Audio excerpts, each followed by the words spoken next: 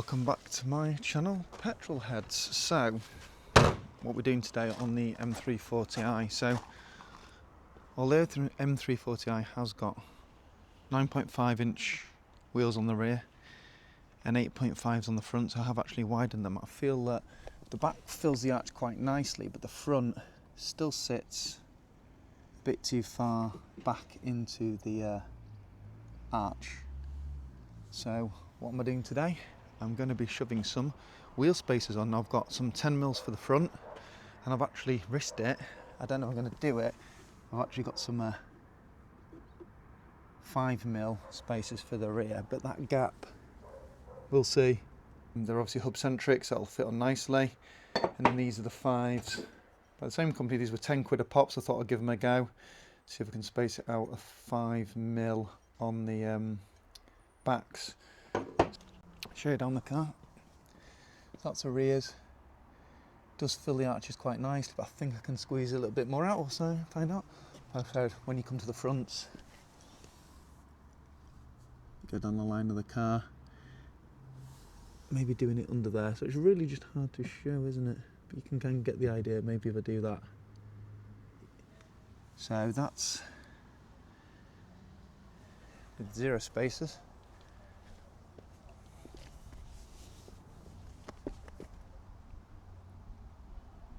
And then what we'll do is we'll roll the car forward so I can get the jack under, slap on the spacers, and we'll see how it looks. Right, anyway, so I've got the wheel jacked up, and I'm just taking out the nuts, as you do. I always leave the locking wheel nut to the last one, and I don't know why I do that, because it is a bit more finicky to get off when it's the last bolt, or in this case the last nut. So what I'm going to show you here is the great thing about wheel stud conversion kits, if you're not familiar with what they are and what they do.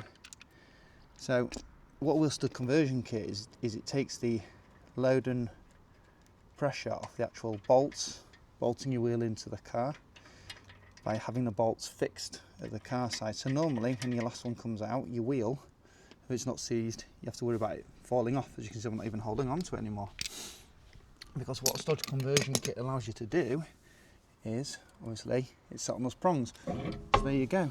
So now, when I put the wheel back on to line it up, it's so much easier, because I don't have to mess around, hold it level, and put the bolts in. And I should have worn gloves. So what you want to do now, if you're fitting spacers, so, well, first of all, you can see the stud conversion here, and it just slides on. So what you want to do is you want to give this a bit of a clean up, because you want to make sure your spacer, because the hub centric, fits on here nicely. So I'm going to do a bit of a clean up, and then I'm going to attach the spacer. So I'll probably just fast forward this bit, because I haven't brought the spacers with me, because I'm not that prepared.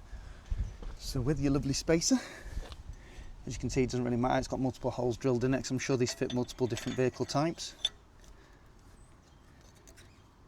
You just slide it on, and what you need to do is make sure that when it's pushed on, that it's sat all the way around, because if it's not, you're going to get vibrations and wheel wobble. So luckily with these wheels, there's only a tiny bit of corrosion and rust in here, nothing particular major, and that is sitting flush. Now, I would normally put a bit of copper grease on the back of these to stop it potentially sticking, but I've actually got some nice juicy aluminium bell based drilled and slotted rotors turning up, which are going to be here next week. So I know this wheel's going to be coming off, these rotors will be coming off soon, so I'm just not going to put in any grease on there. So hub centric, that fits quite well. Obviously having this design as well, really beneficial when you're putting spacers on, because you don't have to worry about your spacer sitting on there, you line your wheel up, it falling off. It just makes things so much easier when it comes to putting spacers on, which you obviously want. So that seems to sit on there nicely. I've got no wobble if I push side to side. Side to up and down, because the last thing you want is you've got a bit of wobble on, it's not on flush. So now that's on, I'm going to stick the wheel back on.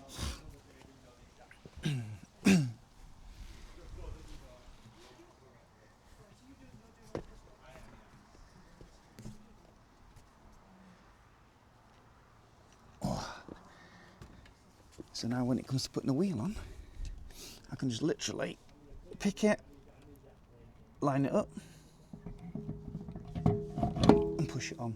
There we go, just like that. No messing around. So there we go.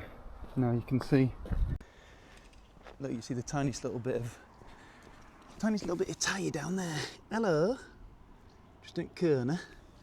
Whereas this side, look at that, so that's a 10mm. I'm glad I didn't go any wider than 10mm with the wider wheels, but you can just see how much more of the tyre. You can see now the wheels are perfectly straight.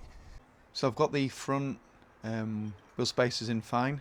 I'm going to give it a go. So these are the 5mm spacers for the rear. As mentioned, I'm running 9.5 inch wide rims on the rear, and they are on 265 tyres lowered on ST, XA, blah blah blah coilovers.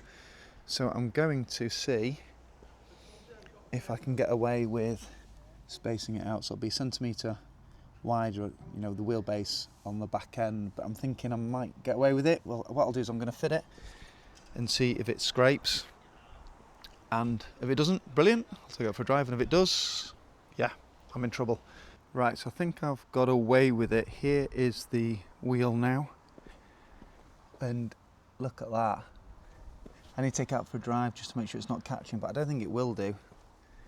Yeah, I'm going to do the side before I take it for a drive, but that just fills the arch perfectly. And now with that one like that, they're a bit more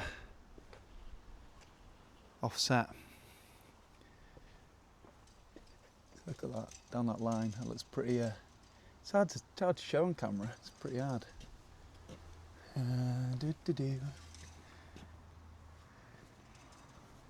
Do my best that I can do from the back line, from the back profile. So you've got that. Got that much tyre sticking out now from the other profile. There's that much sticking out. So I thought, you know, 5mm probably on the limit. I didn't get anything bigger like 10mm at the front, but I'd say that just fills the arch just a little bit better. And I'm kind of being really fussy now, and really to the nth degree, but definitely just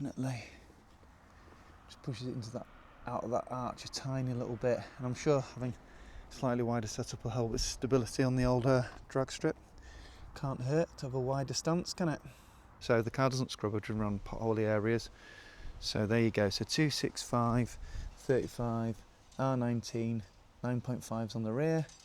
The 5mm spacer fit absolutely brilliantly when you've got it in lowered on ST coilovers. I'm not sure what the drop is on ST coilovers because obviously they're customisable. And then there's the front with the 10mm spacer. This is an 8.5 as I mentioned, with a 10mm spacer, and you wouldn't really want to go any further out than that.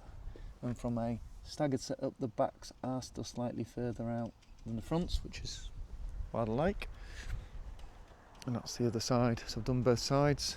So I've parked on the drive, so it's sat slightly different. I've gone around and checked to see if there's any rubbing on the tyre walls, and there's no tyre wall rubbing whatsoever, which is really what you want. I don't think you can go really much wider than a 265 on the rear on these without scraping or arch modification, especially not lowered. And I've got 235 on the front. You can probably go to a 245 if you can get the tyre sizing that isn't going to knock the transfer case, because obviously it has to be ideally within 1%. So there we go.